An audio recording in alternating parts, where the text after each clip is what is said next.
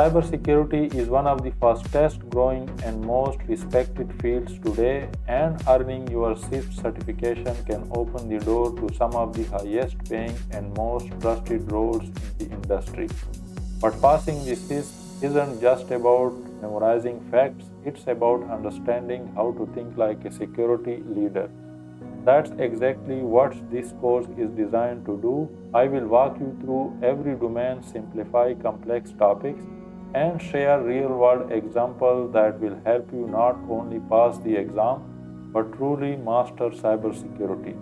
So before we begin, like this video, hit that subscribe button and turn on the notification bell. Welcome to the domain number 7, security operations. This domain carries a weightage of 13%. This is a huge domain, so grab a cup of coffee and let's get started. An introduction to security operations. So security operations focuses on maintaining and monitoring security controls across people, processes, and technology. So we have applied different controls, security controls. For example, technology, we may have firewalls, we may have other controls like, let's suppose, encryption for data at rest. For processes, we may have, let's suppose, policies. And similarly, for people, we may also have applied different policies such as separation of duties, background check, etc. So security operations deal with maintaining and monitoring these controls so that they are acting as required. So it ensures that controls remain functional and effective against organizational risks. So controls are applied against the threat and risk posed to the organization. So continuous operation means that we need to ensure that these controls are working and they are effective, or they are working in an effective manner. So these involves first the risk identification, then assessment, and then application of mitigation in the form of these controls. So continuously, when we apply controls, it doesn't mean that we are done with the security. So during operations, we also identify new risks, we assess them, and then again we apply mitigation through these controls. So all these processes involve or include coordination across areas like physical security, incident response, and investigation and digital forensics. So we will study all these in detail in the upcoming slides. So these are the core objectives of security operations. First one is the operational continuity, which ensures security supports business with minimal disruption or cost. So we will study the DR processes, the DR and BCP, disaster recovery and business continuity. So these are the processes that supports business with minimal disruption or cost. Risk mitigation, apply and monitor security control based on the identified threat. Accountability is that security function ensures control are applied correctly even for areas managed by others.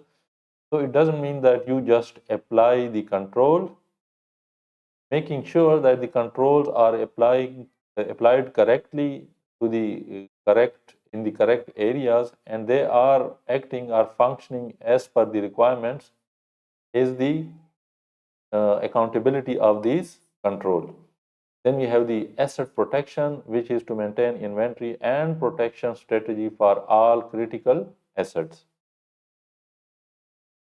So our first topic in overall security operation is the investigations inside an organization. So investigations follows from security incidents. For example, the incident may be some criminal policy violation or outages.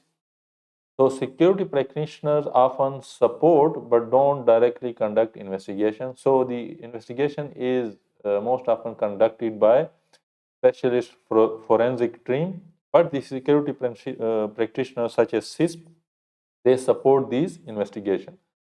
So the security practitioners must coordinate with digital forensics and legal experts to conduct these investigations. Incorrect evidence handling can destroy its value inside the court. So evidence collection and handling, and the steps include to record everything, that is to document the actions, the timestamps, and the people involved. So what action were performed, when they were performed, and who performed these actions. We need to record everything during evidence collection. Use copies only. Another important factor and consideration, that is to perform analysis on bit level copies, not original. So do not, important thing is to not perform investigation on the original documents or original hard drives or other data, but rather to make bit level copies and perform analysis on those copies. Preserve integrity, so to use write blockers, which functions by blocking the right access to these, let's suppose, digital media, such as it may be flash drive, hard drives, or other digital artifacts. Hash value, to use hash value, so that we know that the integrity of the data is preserved and prevent data alteration. And avoid destructive action, so do not power off the systems and isolate the system instead. If you power off the system, it means that the data in the RAM, the temporary data, it may be lost. So we do not need, we don't have to power off the system. Rather than we have to isolate the system from other system and the network. So what is chain of custody? So chain of custody maintains evidence integrity and authenticity during transfer or handling of the evidence. So it proves that the evidence remained under controlled conditions. It uses ISO 27037:2012 and NIST SP 800-86 for best practices. So these two frameworks provide best practices for the chain of custody. Chain of custody is important for court admissibility and legal compliance. So what are some forensic challenges inside the cloud? So cloud data is replicated globally, making location and jurisdiction complex. So the cloud provider replicate data due to redundancy and other factors globally. That's why making the location and the jurisdiction of data during forensic a challenging task. So some cloud service provider may restrict access to forensic data due to their own policies. So this must ensure that the contracts and policies support forensic access. So during contract with the CSPs, it is the task of the CISSP to ensure that it is included in the contract that the data can be accessed for forensic analysis if required. So balance between business needs and legal application. We need to have the balance between our business requirements as well as the legal application due to different laws and regulation. So reporting and documentation, as we said, that we need to record every step, that is the detection of the incident, evidence gathered, then investigation, and finally the outcome. So it also includes the metadata, which includes who, when, and how the evidence was collected. Documentation supports chain of custody as well as the accountability. And finally, the report must be accurate, authentic, comprehensible, convincing, adjective, and admissible. So, report must have these qualities in order for it to be admissible inside court or to other, you can say, legal authorities. So these are some of the investigation or investigative techniques. So the techniques include data capture, and it can be done through logs, capturing the traffic, video surveillance of the, you can say, data or the processes. And these all may be either automated or manual. Then the interviews from the employees or user inside the organization where the incident took place. To interview includes to question the witnesses, and it must follow legal rights of the witnesses. interrogation, which is performed mainly by law enforcement on the suspects, and external requests, so legal processes like subpoenas or warrants. What are some digital forensic tools, tactics, and procedures? So, digital forensics require trained professionals with access to specialized tools and environments. So, organization must decide whether to use internal teams, which has the faster response but also incur higher costs. So, maintaining these specialized tool and specialized teams incur higher costs.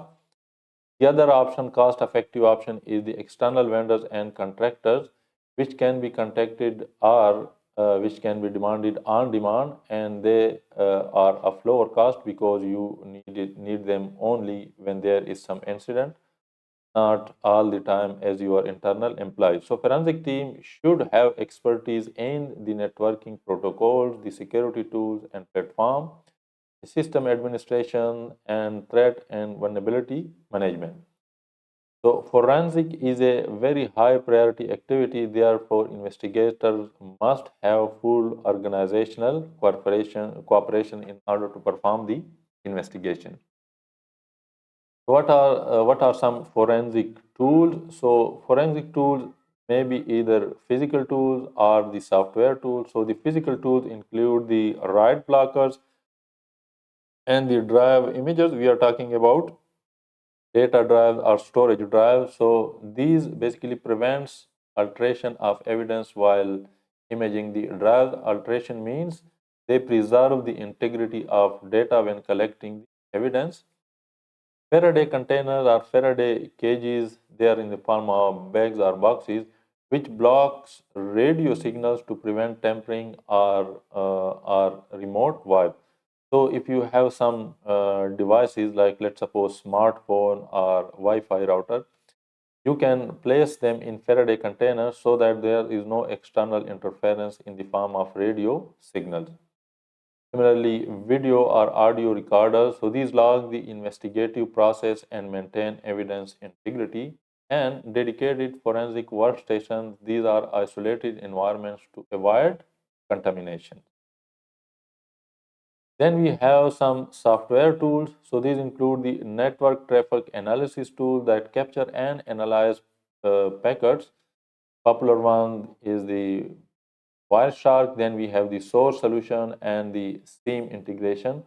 So the device, the host or the server where the incident took place, they may be integrated with SIEM, and we can then use the data or the logs that were ingested in SIEM for the investigation. Log analysis tools help in reconstructing of event timeline using SIEM or manual log import. Then we have data recovery tools that restore the deleted or overwritten files from disk sectors. Virtual machines provide sandbox environment for malware analysis. So these are, as we studied, standalone environment for testing the malware analysis and other applications. Code analysis tools that reverse engineer or inspect binaries and decompile software. Hashing tools verify the data integrity and chain of custody. And forensic toolkits are bundled utility, for example, EnCase, Autopsy, Celot Kit, and FTK. So these are specialist forensic tools that have all the utilities in the form of bundles and are commercially available. So what are some forensic techniques and procedure? And the first one is the preparation. So we need to train the investigators in standardized forensic procedures. And reference standards include ISO 27041 up to 27043 and 27050. Then we may use the SANS resources such as SANS cheat sheet and guides. And lastly, the NIST, excuse me, the NIST CFTT program, that it can be used for testing and validating the forensic tools. So common forensic processes include to define the priorities. So the option we can have to restore the operations quickly, minimize the damage, or preserve the maximum evidence. So we need to prioritize between these. Either we can restore the operation of organization quickly, but in this case, we may lose most of the evidence. If we want to minimize the damage, we need to quickly isolate the system or power it off. But again, that will compromise on the evidence collection. Or we can, if we are greatly concerned about the investigation on incident, we can preserve the maximum evidence at the cost of operations and the further damage. Then we need to identify data sources. So data sources may include logs, RAM files, temporary files, system images, and we need to capture the volatile data quickly. So the data in RAM, in the log files, they are temporary and they need to be captured quickly before the system is turned off. Logs, if they are ingested to the team or even if they are stored on the system, or the system images, they can be taken lately, but the temporary data, they need to be captured quickly. Plan and collect data, so prioritize ephemeral and volatile sources. As I said, the RAM and temporary file, we need to prioritize saving the data on these locations and follow legal protocols, including warrants and subpoenas if needed. Then we have the document and preserve the integrity. So maintain chain of custody, timestamps, and hash values. Search for hidden or erased data. So use recovery tools to uncover deleted or hidden files. And then perform analysis, which is to correlate data, reconstruct events, and reverse engineer malware if necessary. Forensic in the cloud. So what are some challenges of doing the forensic inside the cloud, which is a specialized infrastructure beyond your on-premise or traditional IT infrastructure? So the challenges include the virtual machine mobility and multi-jurisdiction issues and limited access due to shared infrastructure. So unlike your own on-site system, you do not have full access to the whole host or to the storage area network or to VM if you are using, let's suppose, SaaS solution. So these are some of the challenges inside cloud. And solution include predefined access rights in CSP contract. As I said in the previous slide, while making the contract with cloud service provider, you need to include these options in the contract that you may have access to the data in the case of need for the forensic investigation, and to use centralized logging such as SIEM for visibility and leverage the CSA cloud forensic model and NIST IR NIST Incident Response 8006 guidelines. Our next topic is forensic artifacts. So these are digital traces left by user or system activity based on low cards exchange principle. So some common artifact sources include and the platform, and then we have the key evidence location that we can find. So in Windows, we can look for the Windows event viewer logs, the registry, recycle bin, and hidden metadata where we can find key evidence. In macOS, we can look inside the console logs, trash, time machine backups, list files, or spotlight index. In Linux, we should look for the user directory, the temp, var directories, system logs, and caches. In browser, we should look for the history of the browser, cookies, cache files, and download records. In local storage, we should look for the file system metadata and removable media traces. And in cloud storage, it requires warrants or provider cooperation, and we may like standard artifacts that we have in other platforms. What are some network forensics? Network forensic include the net flow analysis, which tracks the IP address flows, the port address used by the traffic, the protocol used, and the traffic volume.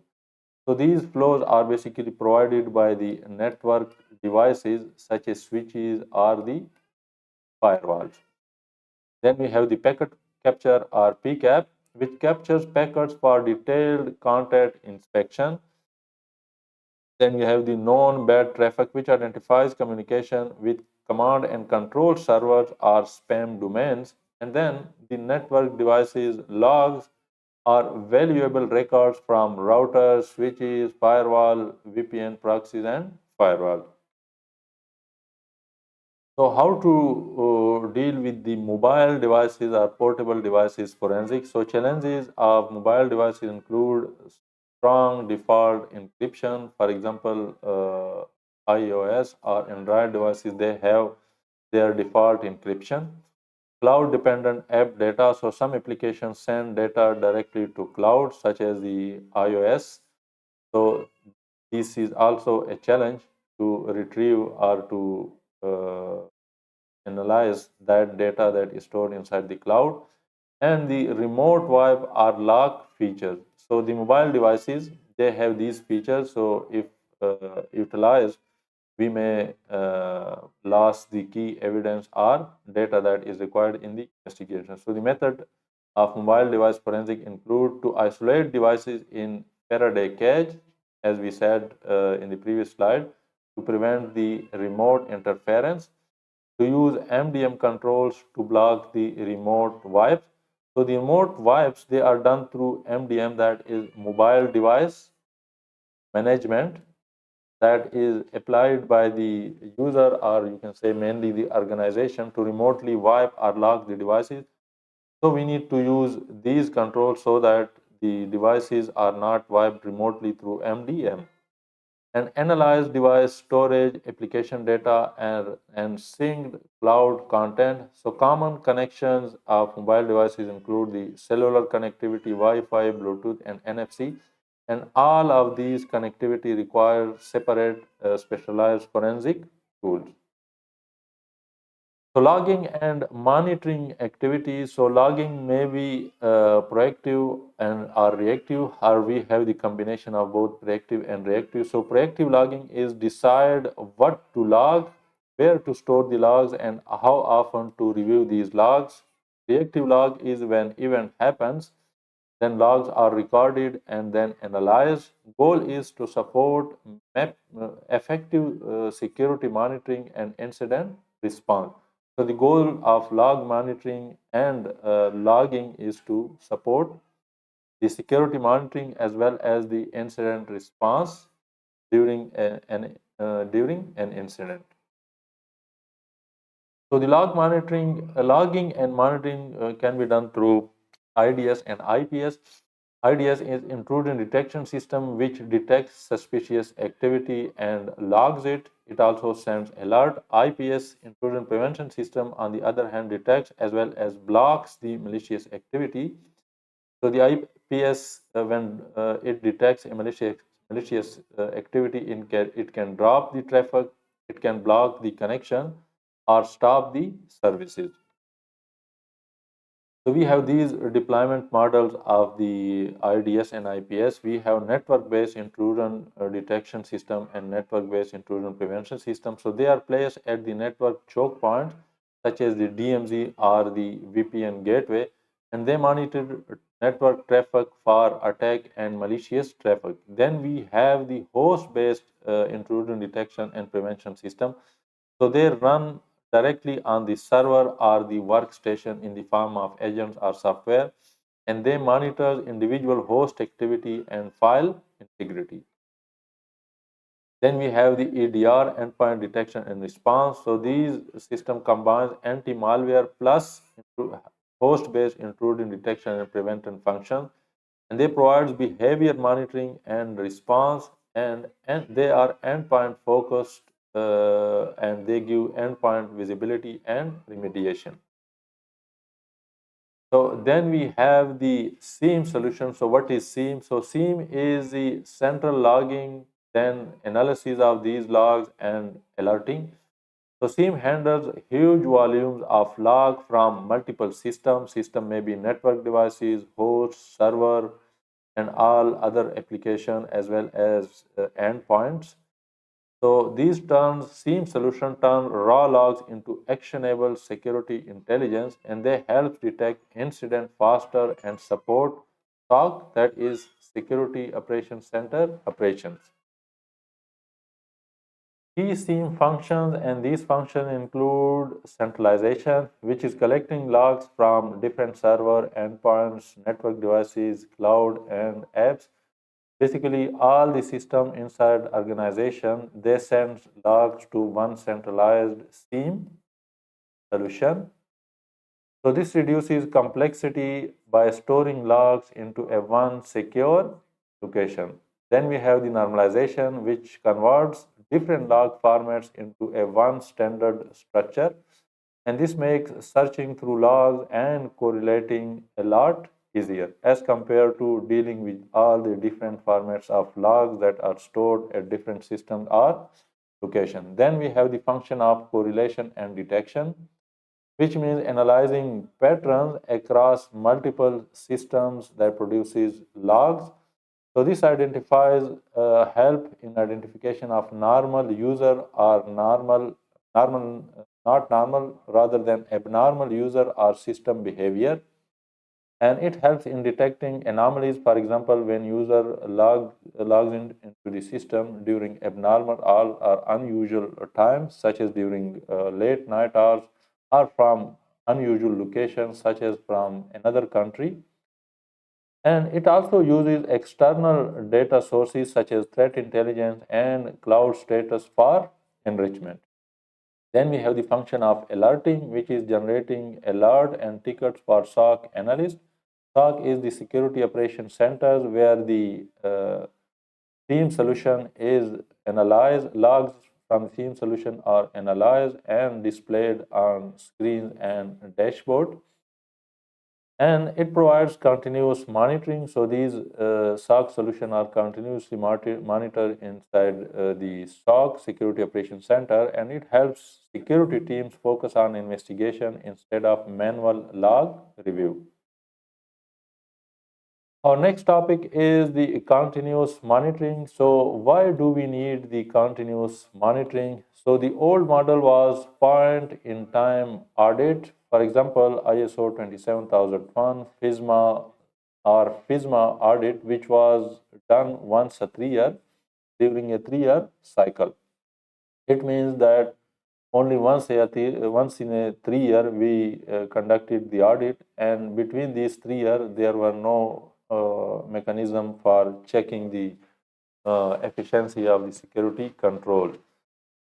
But nowadays the threats evolve too quickly, so the results from these audits of 3 years are basically outdated. So organization needed more ongoing assurance rather than this 3 year cycle. So continuous monitoring provides a near real-time visibility into the control's effectiveness. So key benefits of continuous monitoring include faster detection of control failures, better response to new threats. It supports compliance against the NIST, ISO, and PCI DSS standards, and reduces the risk of undetected security gaps. So key components of continuous monitoring include the baselines, which is comparing system against standards such as NIST 800-53 or the CISSP benchmarks, and to prioritize high-risk controls for more frequent checks. Then we have the automation. Inside continuous monitoring, we need to have the automation component, which is done through the SIEM solution, endpoint detection and response, user endpoint behavior analysis, and logs, which helps in the real-time detection of malicious behavior or security incidents. So automation reduces manual workload and increases accuracy.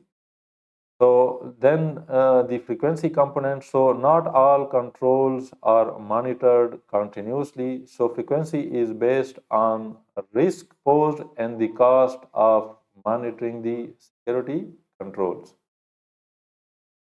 So metrics and action inside the continuous monitoring. So good metrics are, for example, the page deployment time, percent of systems meeting security configurations, and mean time to detect or respond to security incidents.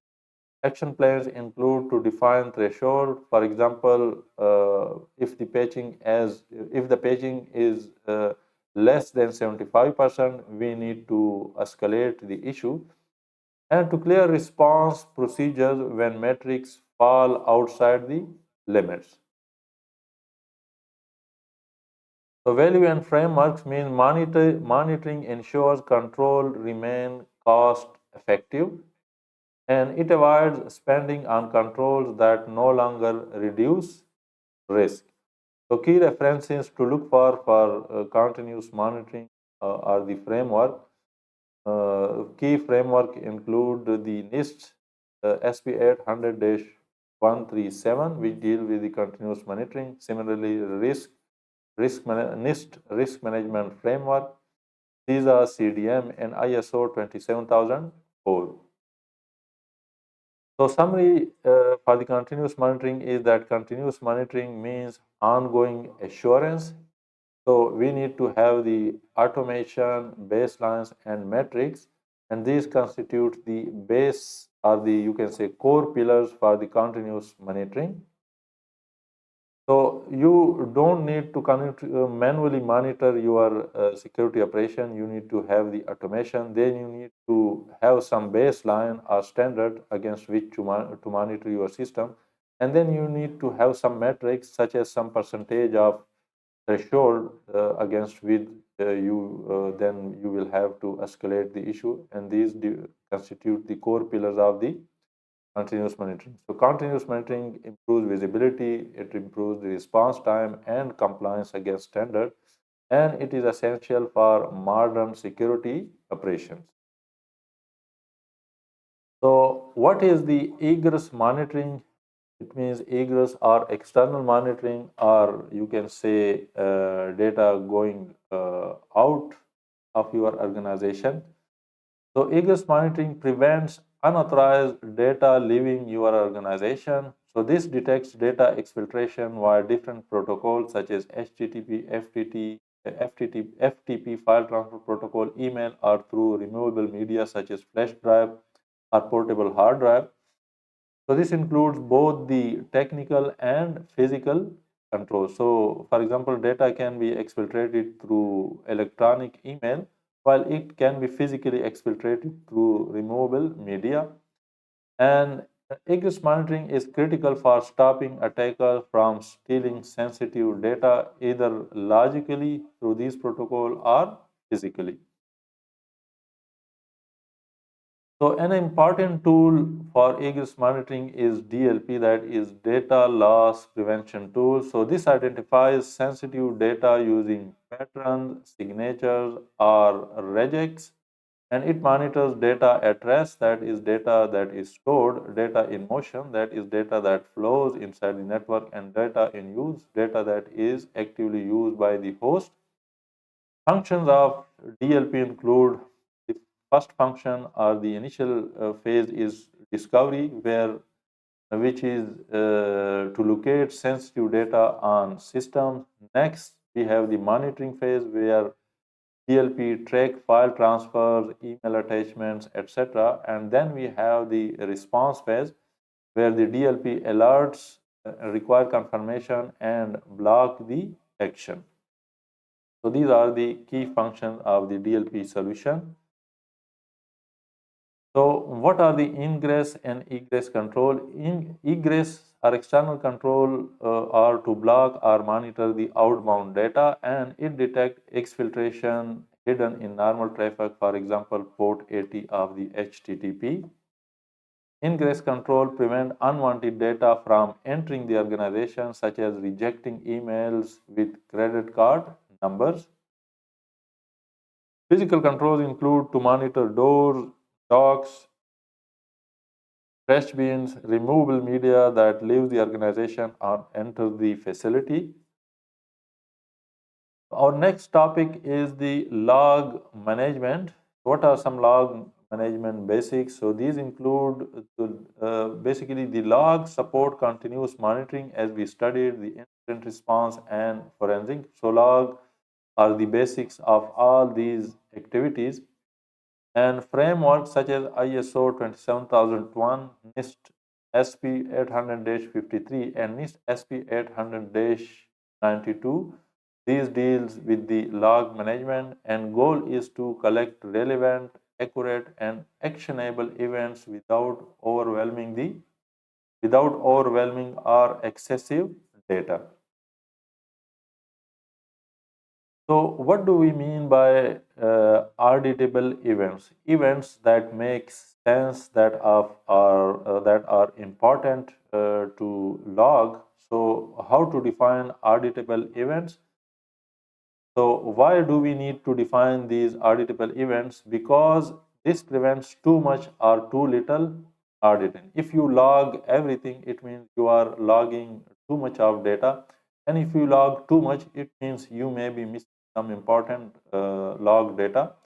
So, key auditable events are key events that require auditing, include successful or failed logins and the access attempts, access to logging the system or uh,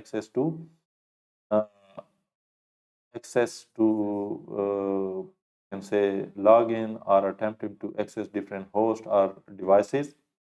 Privilege changes, for example, using the command sudo or the admin escalation changes from normal user to admin privileges. Security tool changes, for example, disabling security tools such as DLP, antivirus, anti-malware, etc. Copy or export of sensitive files or data, sensitive transaction in application. So all these events, they are some events that need to be audited or that need to be logged. So logs should include the user or the process ID, the timestamps, and it should be standardized. For example, UTC format, source, device, IP, or host name. So the source that generated the log, the device name, its IP address, or the host name. The object that was accessed, for example, the file that was accessed, or the function that was carried out, and the triggering the policy or event. So also the name of the policy or event that was triggered during this specific log. So processing log data preserve confidentiality, integrity, and availability. So use warm storage, hashing, and separate log server or SIEM solution to prevent tampering with logs. So warm storage is write once, read many times. It means that you write only once to that storage, such as you can say DVD disk that are warm disk, and then you cannot alter or change the data. You can read data from it many times, but you can write data to it only once. It means it preserve the integrity of the log or the data. Restrict access to authorized or security staff only that have access to these logs, such as the SOC analyst. Plain storage capacity plus define log retention period so that you do not run out of your storage capacity and miss important logs.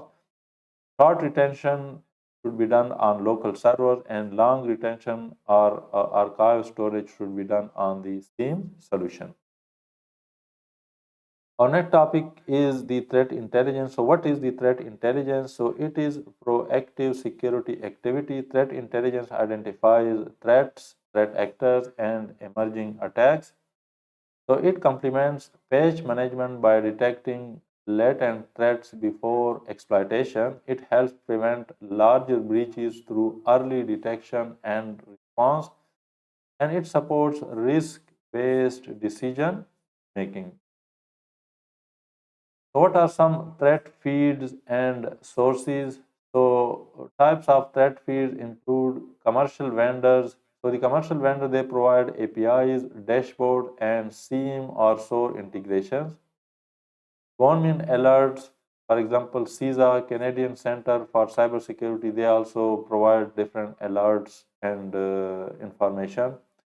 Industrial ISACs means sector-specific intelligence such as finance, healthcare, retail, and government. All these sectors have specialized information, or you can say data repository. And the threat intelligence can be automated using SIEM or source solutions so that we have the auto alerts, auto blocking up malicious IP addresses and domains, deploying the vulnerability patches, and isolating the affected systems.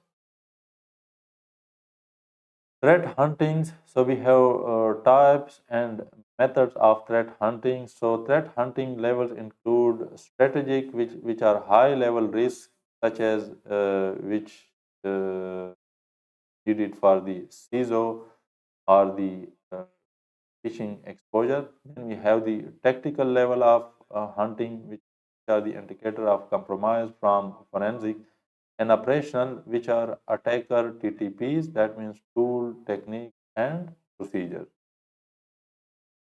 So where the threat hunters search, they search in internal logs, network traffic, and endpoints. They search inside deep web, which is private but accessible content, and dark web through Tor or hidden marketplace.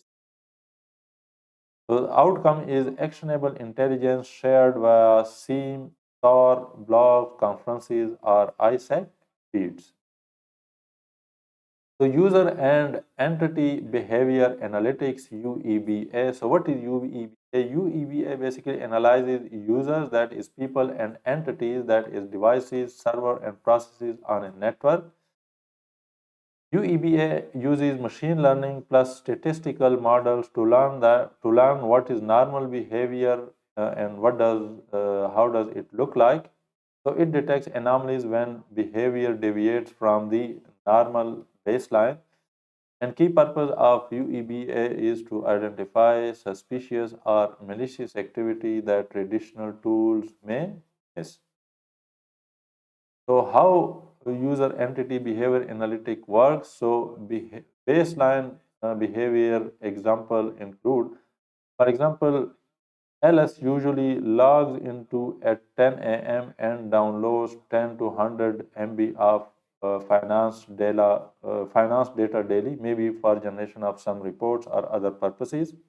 It includes her daily task or her daily behavior. The anomaly is when suddenly LS downloads hundreds of GBs of data from legal and R&D system and sends data externally. So this is an abnormal behavior from this normal baseline behavior. So possible causes of this abnormal behavior could include the account compromise. For example, the LS account may be compromised by an external hacker or an insider actor. Maybe there is some malware infection. Maybe we may have insider threat. For example, LS may be doing things on her own maliciously. Role change or legitimate unusual activity. Maybe there is legitimate requirement of this amount of data download from this system. So user entity behavior analytic flags this for investigation or automated response. So what are some benefits and responses of EUBS? So why it is important? It is important because it provides individualized monitoring. So no one size fits all. It reduces false positive. For example, Bob legitimately sends large files, and it works with source, SIEM, and IPS to automate the responses to these alerts and incidents. So possible automated action include to quarantine the infected device via VLAN to temporarily disable the user credential or to trigger the deeper investigation. Outcome is faster detection, limited damage, and better alignment with organizational behavior patterns. Our next topic is configuration management. So configuration management is a formal process to keep systems in a known, good, and secure state. It controls changes to systems so security posture is not unintentionally weakened through misconfiguration or unauthorized configuration.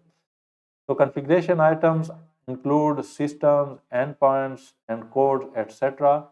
Baseline is the approved secure configuration of a configuration item. For example, the approved configuration of system or endpoints. Change management is the formal request, review, and approval of change before altering a baseline. And change management board basically review the impact in the form of security, cost, or operation of the change. So what is the provisioning in configuration management? Provisioning is deploying systems and application according to approved baselines. It uses scripts, golden images, virtualization, and infrastructure as code for automated, consistent deployment. It reduces human error and speeds up system rollout. Then we have the asset inventory in configuration management. So asset inventory is that we must record all hardware, software, and cloud services that are deployed. It uses proactive controls such as purchase system integration and reactive controls such as system scan and cloud inventory. And it prevents unmanaged or unknown hosts inside the organization, also known as the shadow IT. So what is the baseline in the configuration management? So baselining defines secure configuration which is used to detect the configuration drift. So we have a specific set of baseline configuration, and if a system or a configuration item has configuration that does not match this baseline, it means we have the configuration drift, and it can be detected through this specific baseline. Common sources of the baselining include the DISA stakes, which is very strict. These benchmarks, which are best practices, which is the best practice and is widely used in industry for baselining. Then we also have the specific vendor guidance, such as from Microsoft, AWS, and Apple for their own system and applications. So what is the automation and continuous monitoring in configuration management? So why automation is needed? Because manual audits are too slow for modern DevOps and agile environments, and misconfiguration remain one of the top causes of data breaches. Automated configuration management practices include immutable infrastructure. So these systems are not modified, they are built from infrastructure as a code templates. So cloud tools such as AWS Cloud Formation, Azure Resource Manager, and Terraform, etc. are the example of infrastructure as a code. Continuous audits using Configuration Manager, SIEM, or SOAR, and vulnerability scanner. File integrity monitoring uses file hashes to detect unauthorized changes in critical files. It is built into EDR and host-based intrusion detection system and specialized file integrity monitoring tools. So, what are the foundational security operational concepts? Apply foundational security operations concepts, and these concepts include, first one is need to know and least privilege. So need to know is when the user can only access the information that is required for their specific role or project. For example, finance staff do not need to access research project data. Need to know supports compartmentalization. Next is the least privilege. Least privilege is that users are granted minimum access necessary to perform their duties. For example, data entry specialists should not have admin rights. Implementation tips include separate user and admin accounts. Use just-in-time access, that is temporary privilege escalation. So if a user is performing 90% of the tasks that do not require admin privilege, so user account should be used for the 90% of time. And when admin access is required, the escalation to admin privileges should be temporarily using just-in-time access. Granular access control in systems to avoid multiple instances. Next is separation of duties. So the purpose of separation of duties is that to reduce the insider threat, improve data integrity, and detect errors. Key concepts include dual control, where two or more people must perform an action together to perform that specific process. Two-person integrity, so no one can access sensitive assets alone, for example, encryption, key escrow. An example is, for example, a cashier and manager both verify cash at the day end, so this prevents single person fraud as well as error. Third foundational security operation concept is privileged account management. So privileged accounts are elevated access users, for example, admin and super user accounts, and they pose higher risk due to potential for misuse or attacks. So best practices include provisioning to include or do extra documentation, approvals, and background checks before granting privileged access. Use is to use the privileged access temporarily using just-in-time access and separate admin and non-admin accounts and use mandatory MFA for admin accounts. Monitoring is to do frequent audits, log reviews, track accidental or malicious usage. Deprovisioning is to retain logs, suspend accounts instead of deleting for compliance. For example, I can key signing ceremony requiring multiple users, which is adopted for remote work during COVID-19 while maintaining separation of duties. Number four concept is the job rotation. So benefit of job rotation include cross training and resilience.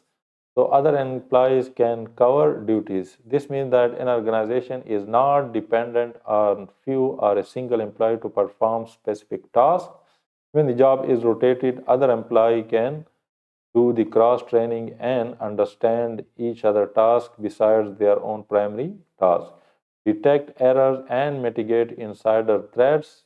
So this reduces opportunity for fraud, disrupts targeting by external attackers using OSINT or open source intelligence.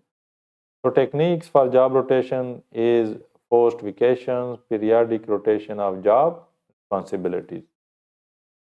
Number fifth is service level agreements, that is SLAs. So these are formal agreement between the service provider, between the service acquirer such as the organization and the service provider such as the CSP cloud service provider or MSSP, that is managed security service provider, detailing expected service metrics. Key points include service level requirement SLRs, which would be discrete and measurable expectation. For example, 99% uptime, which means maximum 4 days downtime during a year. Monitoring is to use synthetic transactions, heartbeat checks, and response time tracking. And enforcement is legal agreement may include financial penalties for unmet objectives. Important of SLA is that it is part of third-party risk management and continuous monitoring. So what do we mean by resource protection in security operations? So protect organizational assets, that is the assets confidentiality, integrity, and availability, which is the CIA or core principles of information security. So media includes paper, hard disk drive, SSDs, USBs, cloud storage, etc. And policies guided by standards and regulation. And these standards and regulations include ISO 27001, A.8.3, which talks about the media handling. Then we have NIST SP 800-53, which talks about media protection. And then we have NIST SP 800-88, which talks about media sanitization. So these are the standards and regulations that can be used for resource protection or media protection inside organizations. So ensure policies account for industry-specific restrictions. For example, banning USB use. So media protection and handling. So classification include assigning sensitivity label, that is internal, confidential, or public. So these classification or these level should be assigned to media so that they can be handled as per the sensitivity level. Labeling and marking is the labeling and marking may be physical, such as watermark, header and footer, and label, or digital, such as metadata, file tags, storage cluster identifiers. Handling guidelines include access based on least privilege to train staff on media procedures. For example, internal use only drives must stay on premises. They should not be let out of the organization premises. So what should be how do we handle the transport and disposal of media? So protection techniques include physical security such as locks, cables, and restricted access to the media, encryption for the lost or stolen media, and inventory and periodic inspection. Transport security include encrypt data or you should use the self-encrypting media, hash and verify data integrity on the media. Secure transport means to transport the media in locked cases and to transport it through trained couriers. Sanitization and disposal include the reuse or destroy based on the need of the media. So if the media, let's suppose, contain very sensitive data, it is best practice to destroy it rather than reuse it. Cryptographic erasure for full disk encryption or cloud storage. So for cloud storage, we cannot format or delete the entire drives inside the cloud. So for that, we use the cryptographic erasure, which means to encrypt the data that is available on the cloud storage and then destroy the encryption keys. FDE is, I think, not a full disk encryption. It is, I will check this later. I think it stands for something else. And then we have the vendor managed destruction, which requires SLA and security compliance. Our next topic is the incident management. So we need to differentiate between the event and incident. So event is any observable system or user action such as login to the system or a file access by a user, while on the other hand, incident is unplanned event with adverse impact requiring investigation and remediation. Examples include unexpected system restart, ransomware attacks, and extended unplanned outages. So these are examples of the incidents. Goal is to restore normal operations quickly during incident and minimize lost productivity or revenue to the organization. So incident management can be done through modern tools such as SOAR platform that automate the incident detection and response. So not all incidents require security involvement. Incident response planning is the proactive framework to respond effectively to different incidents. Key components include to define the incident types. So the incident may be operational, security, or emergencies. Incident response team structure include include the coordinator, roles, and uh, roles and other responsibility of the team member should be defined. Resources include SIEM solution, intrusion detection system, checklist, and procedure documentation. Life cycle process include detect, triage, respond, mitigate, and recover. So standards and framework that highlight the incident response include ITIL, NIST SP 800-61, ISO 27035, ENISA CSIRT Guide, and ISACA. So incident response or IR life cycle. So these are the steps in the incident response life cycle. So the typical steps include detect, triage, respond, mitigation, recovery, and lessons learned. So we will go through all these steps one by one. So first we have the incident detection and triage. So detection may be done through automated alerts such as from SIEMs, different monitoring tools, or human observation. And during detection, we need to generate incident report and begin the documentation. Then we have, after detection, we have the triage, which include determination, the criticality, and categorization of the incident, and to allocate appropriate incident response team and resources to the incident. Next is the prioritization, which is to use priority scores from P0 to P5 based on the impact and urgency of the incident. So high priority incident may trigger business continuity and disaster recovery or additional organizational plans. Next step is the response, in which we gather evidence, investigate, and follow documented procedure, scenario-based guidance for malware, breaches, and outages. Then we have the mitigation. During this step, we need to isolate or quarantine the affected systems from the incident, and we need to contain the spread of the incident, and to apply short-term fixes and plan for long-term resolution. Then we have the recovery. We need to restore normal business operations, which may involve password resets, system patching, and activating business continuity and disaster recovery.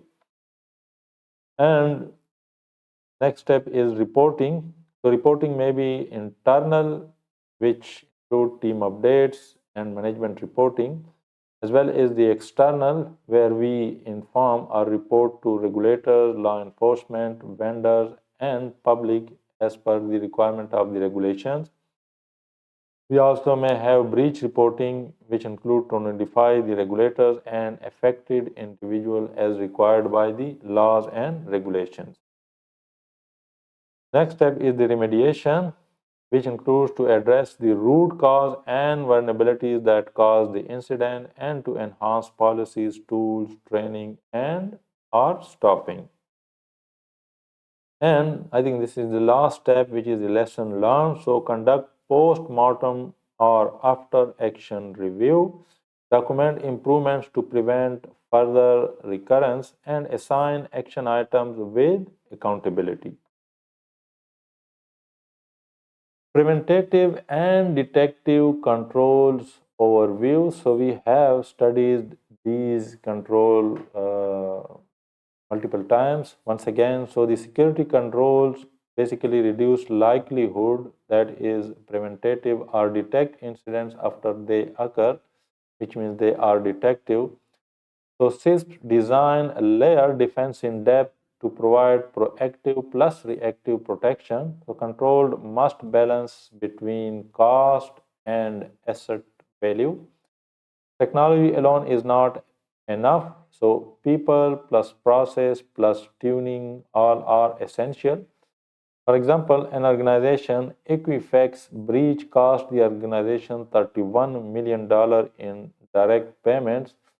So this payment is far more than the preventative controls that would have required to prevent such breach.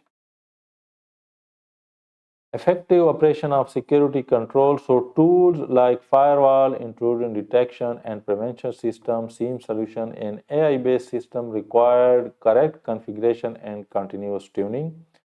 Poorly tuned or ignored alert is equal to delayed or missed incidents. So security teams must collaborate with IT and network teams for tool selection, configuration, monitoring, and alert management. Communication is critical, so security must support business needs, not obstruct them. So, firewall fundamentals. Our next topic is firewall. So, we are talking about the effective operations of security control. So, these are different security control, and first one is the firewall.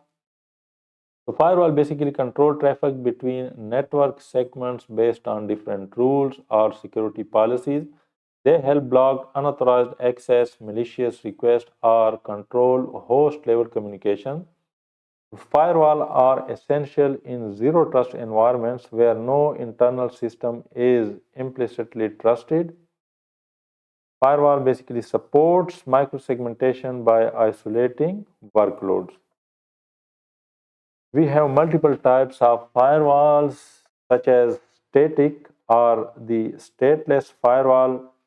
These firewalls are fast and they work on simple rule checks, but they struggle with complex traffic. So these were traditional legacy firewall. Modern day firewall are stateful, which tracks session context, and they work better with protocols like FTP, but they also have higher overhead because they track session of they track keep track of all the sessions.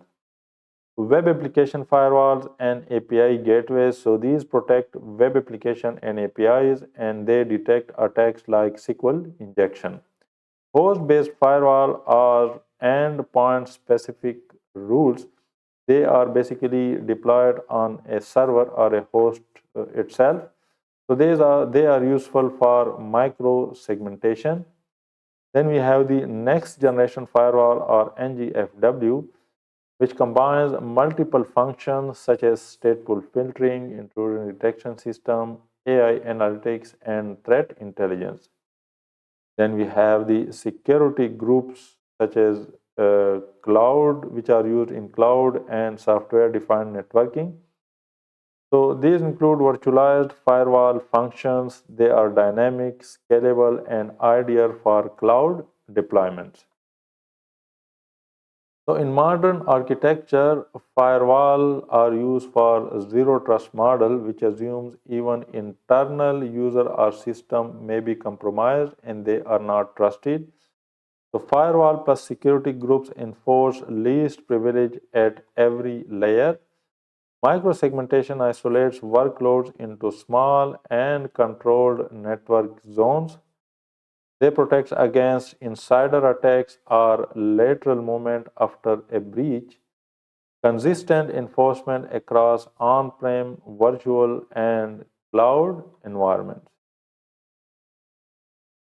Our next topic is intrusion detection system versus intrusion prevention system. So IDS or intrusion detection system detects abnormal or malicious activity. It is passive, means it only alerts or generate logs. So it only detects. On the other hand, intrusion prevention system detects as well as reacts. So IPS is active, which means it blocks or mitigate attacks automatically. So IDS identifies through known signatures, abnormal behavior versus the baseline. For example, unusual volume of half open TCP handshake means a SYN flood or denial of service attack is taking place. So intrusion prevention system can take action such as automatically blocking the IP addresses, inserting the firewall rules, or stopping the malicious sessions.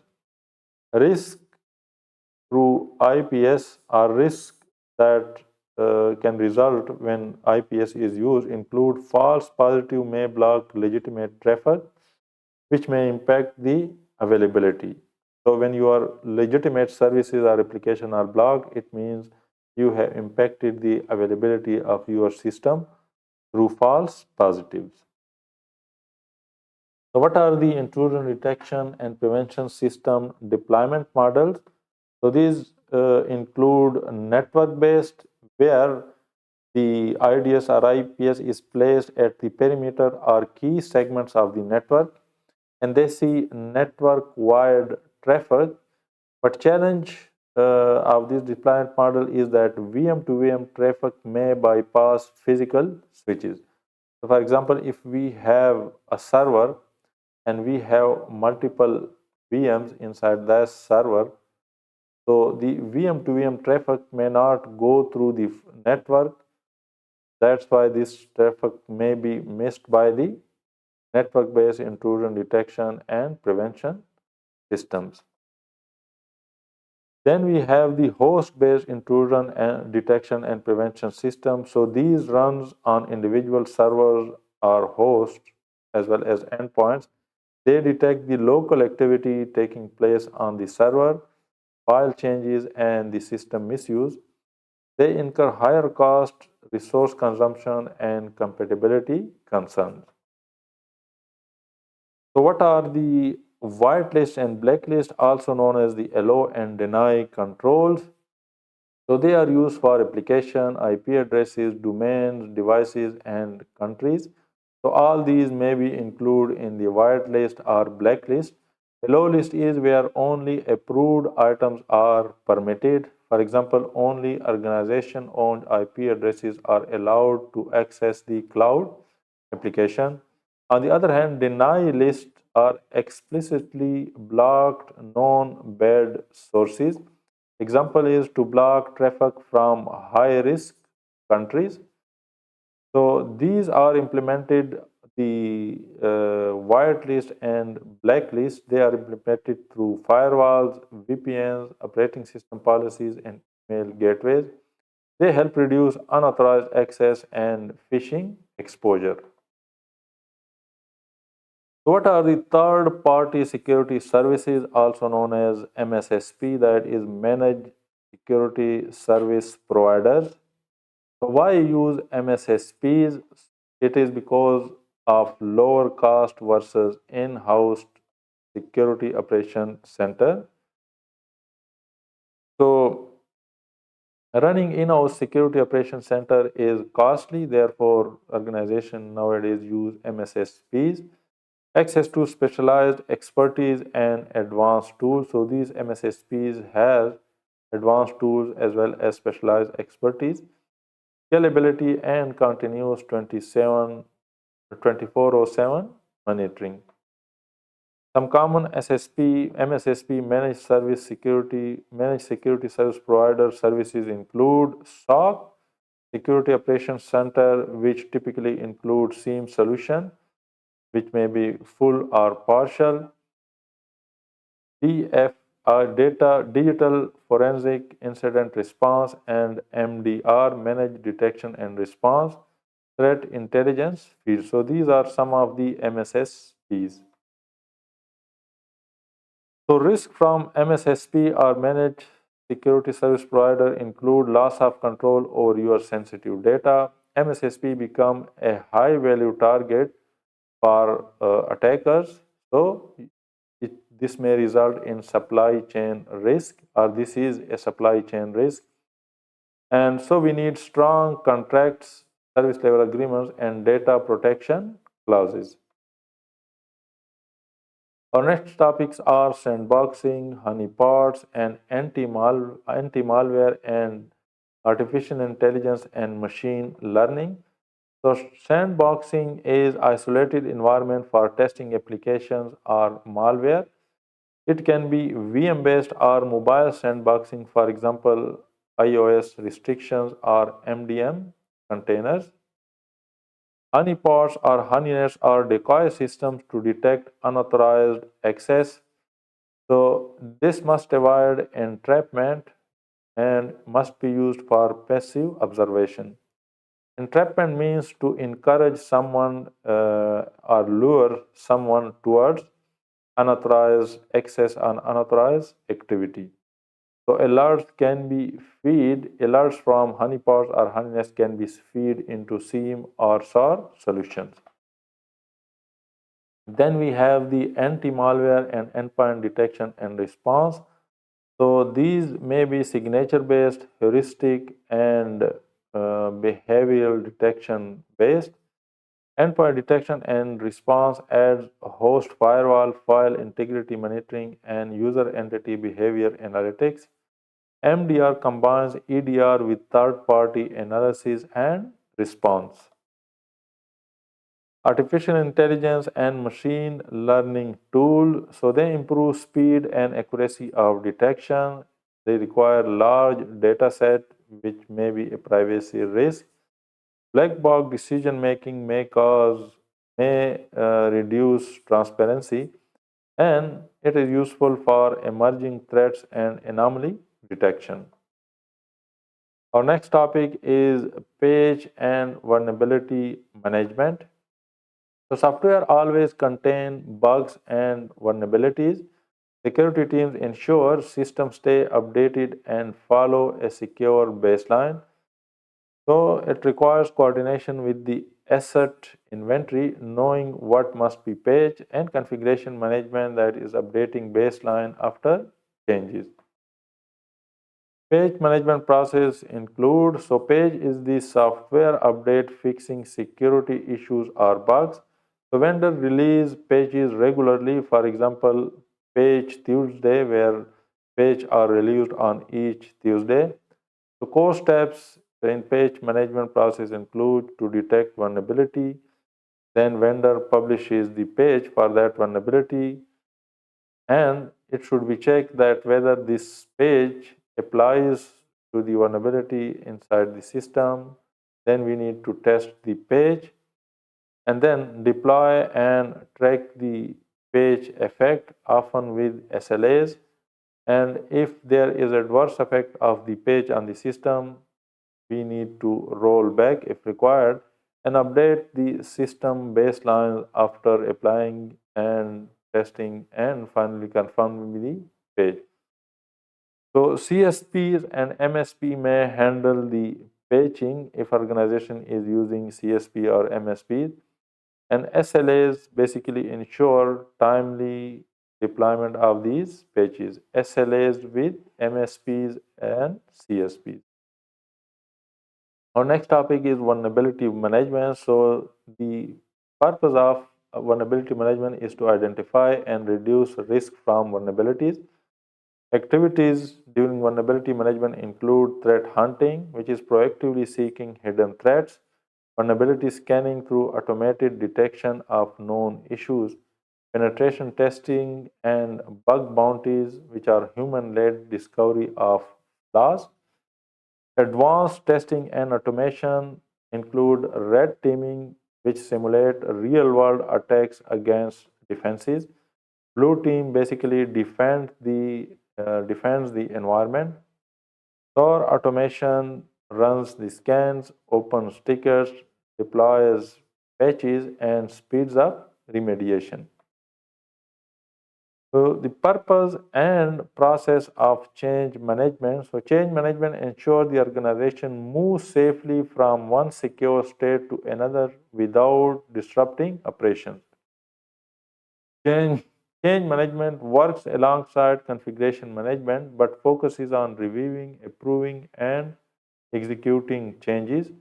So change request includes the purpose, justification, and owner of the change, and then the resources needed for the change to be carried out, expected impact, and the risk posed by the change. So change approval board or change the change approval board, and this is change, I think change core board or something like that. So these are the team or boards that review and approve the changes inside organization. So these boards basically review changes for business value, security impact, and risk mitigation.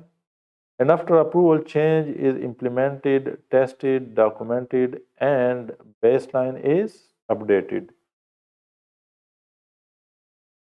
So type of changes include standard changes, which are low risk, predictable, and pre-approved. For example, standard patches, approved software installations. Then we have normal changes which follow full change management process and require change approval board approval. And then we have the emergency changes which are used during incidents or urgent threats, and they are implemented immediately. So change approval board can review, change approval board review can happen afterward, and it is streamlined to balance the speed and security. Our next topic is recovery planning and key metrics. So the purpose of recovery is to ensure availability of critical data, system, and processes after disruption.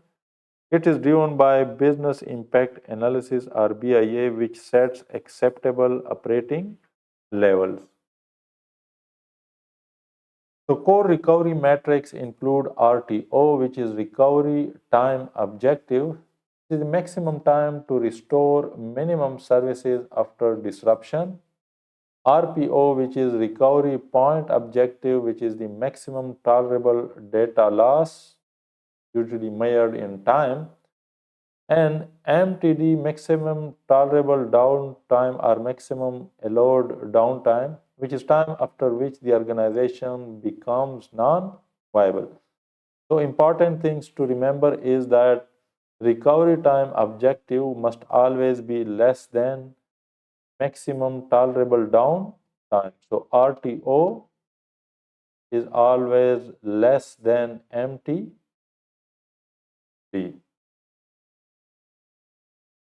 So backup strategy essential. So backups may be full, differential, and incremental backup. So there should be trade-off between speed versus the storage requirement versus the time to restore from that specific backup. So follow the 3 to 1 backup rule, which means that we should have 3 copies of the backup. 2 copies should be local and 1 should be offsite, and ensure integrity, that is to test the restore processes, and confidentiality, that is to encrypt the backups and secure the old keys. So why do we need 2 local? So 2 local are needed, and but these local backups should be on different media and different sources, so that if one media fails, we have the another type of backup from the second media. Recovery sites, resilience, and high availability. So recovery site types include the cold site, which is the cheapest, where we have no equipment, but it also result in the slowest recovery because you have no equipment. When you want to use the cold site, you need to install all the equipment, which will result in longer times. Then we have the warm site, where we have some type of equipment such as power, and the recovery speed is moderate. It means it is faster than this but slower than this. So we have then hot side, which is fully equipped. So it is fastest but also most expensive. So it is faster than these two, but also most expensive. So this one is the cheapest, but also lowest. Then we have the mirror site, which is fully synchronized and gives a real-time redundancy. It means that any transaction at one site A at the B is mirrored in real time at site B. Then we have the mobile site, which is portable and can be rapidly deployed at any location. So additional recovery and continuity strategies include cloud backups and cloud busting. So temporary cloud infrastructure during outages. Cloud busting means to use the temporary cloud restoration and backups during outages, multiple processing sites, so redundant, geographically separated locations such as those deployed by the cloud service providers. System resilience and availability. So resilience is the ability to resist and recover from failure, which include the automatic restart and self-healing. High availability or HA, which is achieved through load balancers, clustering, and redundancy for continuous service. Quality of service prioritizes critical traffic, and fault tolerance where system continues even if a component fails, such as in RAIDs and redundant power. Our next topic is disaster recovery overview and execution. So what is the purpose of DR or disaster recovery? So DR restores IT systems, data and telecom services after a disaster. DR works with business continuity to keep the business operating. It is guided by a business impact analysis defined RTOs, that is recovery time objectives, and RPOs, recovery point objective, to select technologies and recovery methods. So remember, the key distinction between DR and BC is that DR particularly or specially deals with the technology and IT system part of the overall BCP or business continuity plan. So you can say the BCP is the broader plan and DR is, you can say, a subset of this BCP, and it basically deals with the restoration of IT, data, and telecom services.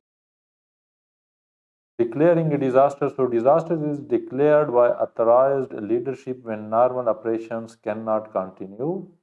Declaring disaster can occur before, during, or after an incident, for example, fire, weather event, or cyber attack. And once declared, DR plans activates and shifts operations to alternate system or sites.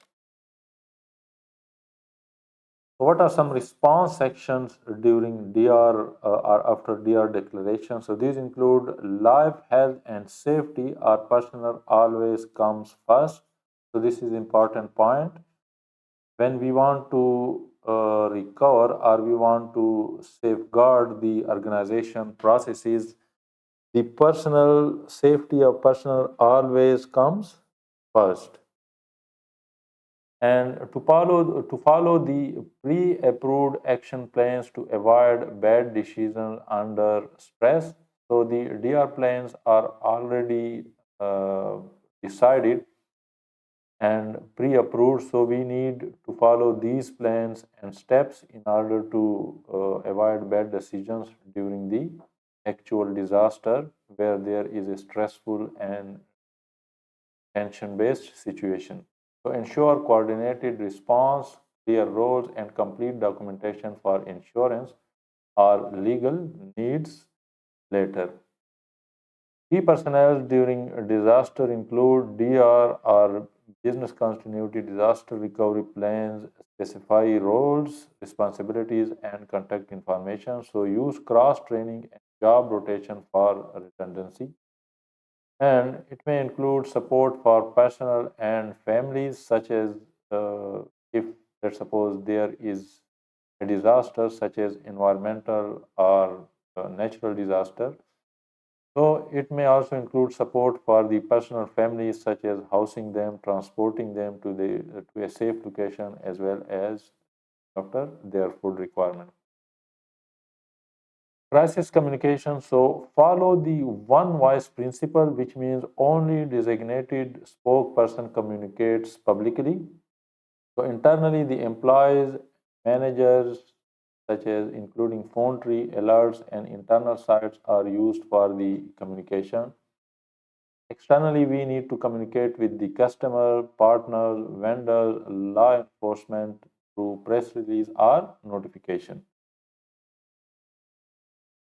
So the disaster recovery includes assessment and restoration. During assessment, we identify the type, scope, and impact of the disaster.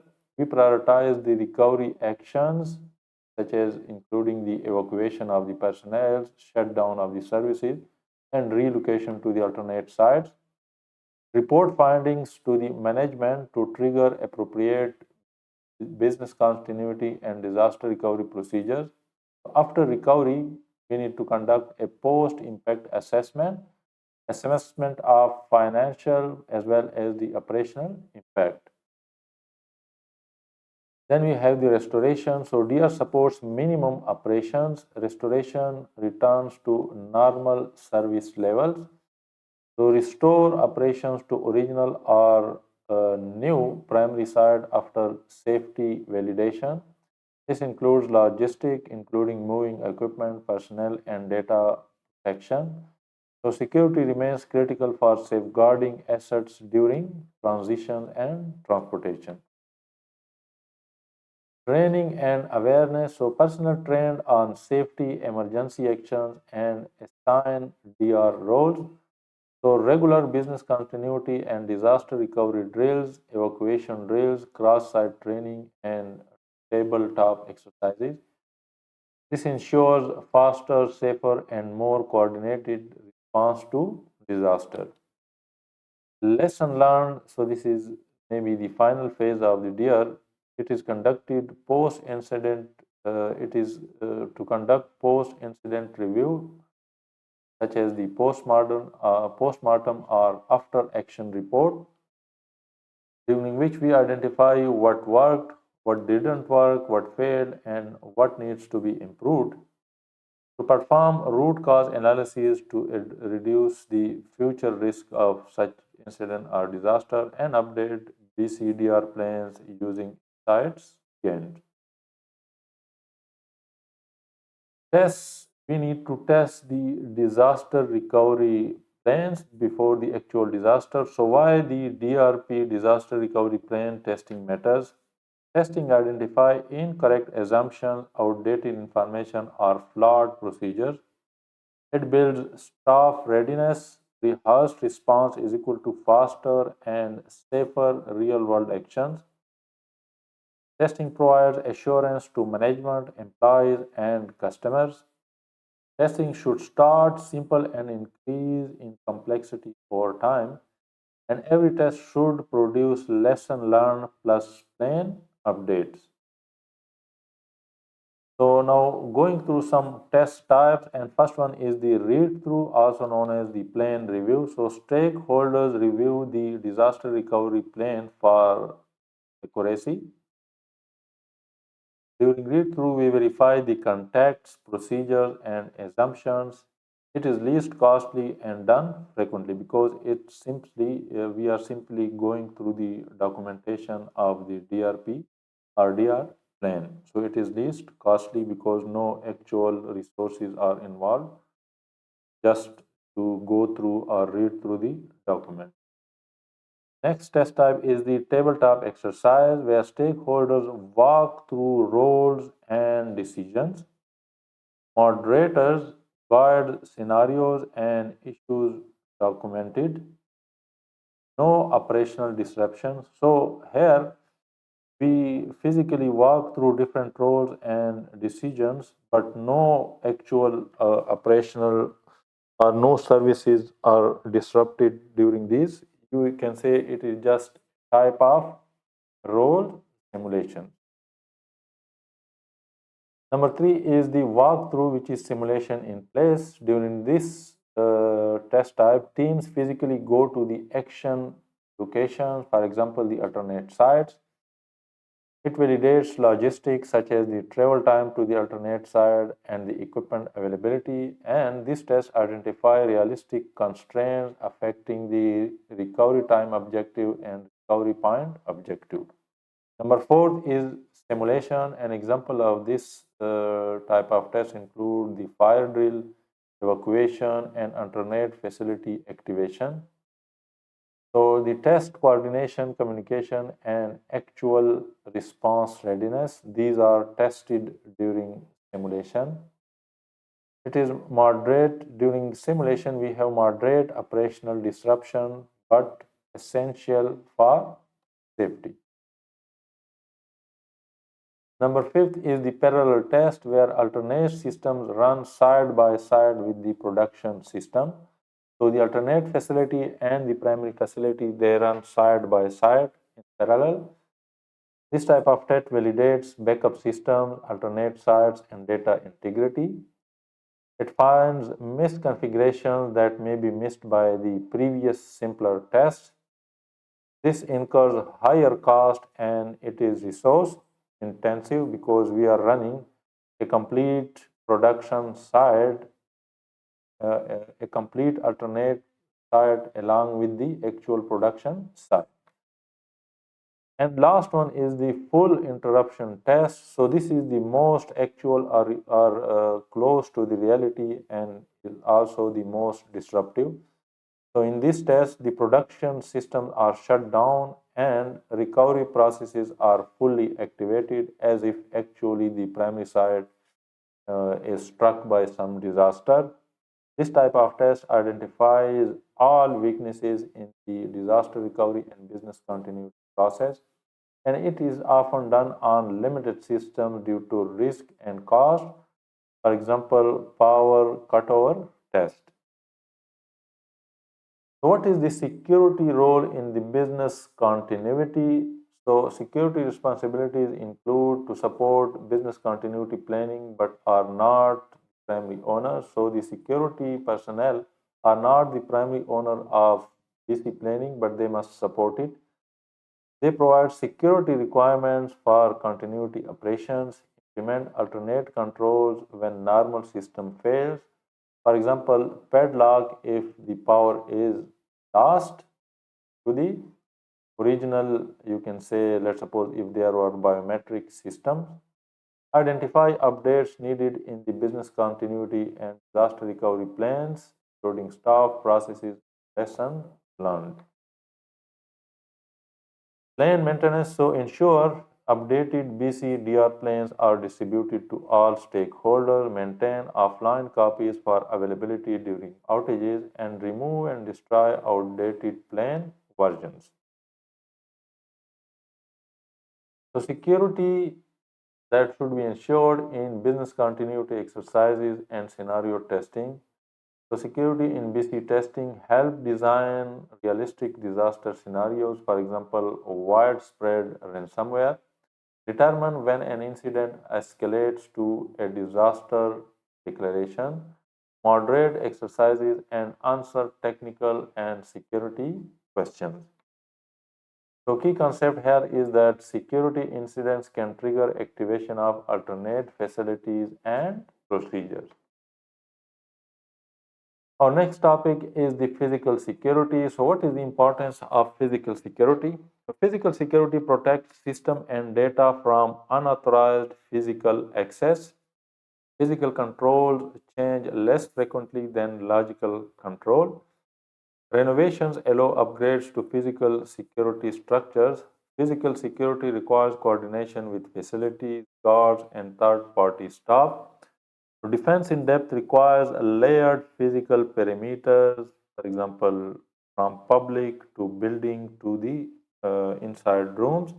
And physical access must authenticate and authorize users just like logical access. So type of physical controls include, so we need to use multiple physical control categories such as preventative, are preventive, deterrent, detective, compensating, corrective, and recovery. So apply the physical controls such as fences, barriers, and as well as technical such as badge readers and administrative such as policy control. Layered security ensures multiple checkpoints protecting the high value assets. So control selection depends on asset value versus cost. So what is CPTED principle? That is crime prevention through environmental design. So place restricted areas away from the public and common employee traffic. Use landscaping such as tree, water features to limit access without fortress look.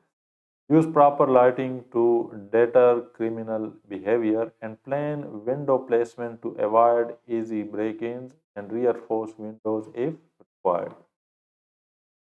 Perimeter and entry point security. So public areas such as roads and sidewalks may require barriers and coordination with local authorities. Parking areas may use badge access and surveillance. Monitor utilities such as power, water, and telecom for tampering, and use wide angle or power tilt zoom cameras and ensure clear lighting. Ingress and egress points, so reception and guards check IDs, log visitors, and inspect materials. Physical controls such as gates, turnstiles, man traps, and bollards. Sensors detect movement, heat, and pressure, which are basically physical intrusion detection systems. Cameras and guards provide deterrence, detection, and response. External and internal facility control. So external facilities include secure backup generators, utility hookups with fences and locks. This allows controlled third-party access for maintenance, maintain safety gear and fire control near dangerous equipment. Landscaping must support both aesthetics and security. Operational and internal areas of fire detection and suppression include sprinklers, detectors, and extinguishers, access controls for common versus sensitive rooms, enforce clean desk, screen, and evacuation procedures, ensure lighting and surveillance coverage, and use proper building materials, including using full height walls and reinforced doors. So high security areas and data center and server rooms. High security areas include SCIFS, evidence rooms, and server rooms. Require multi-layer access controls and sometimes device restrictions. May include EMF shielded room, that is electromagnetic shielded rooms such as Faraday cage. They incur higher cost but necessary for highly sensitive data. Data centers require specialized environmental and physical security, strict access control with minimal personnel allowed inside data center. To follow standards like RAI, thermal guidelines, and Uptime Institute their ratings. Address personnel safety and security concerns. So, human safety, life, health, and safety are the top priority in security programs. Security controls must protect both personnel and organizational assets. For travel, provide extra insurance, medical coverage, and emergency procedures for work travel. Use guards, secure transport, translators, and local guides in high risk areas. Train personnel on device security for work and personal devices, that is your own device. Implement encryption, VPNs, or dedicated travel devices wiped after use. Teach physical security practices for laptops and devices outside the office. Security awareness and training. So, awareness is informal, broad, and optional, and it reinforces basic security behavior. Training is job specific, formal, and builds proficiency, acquired skill, and is tracked for completion.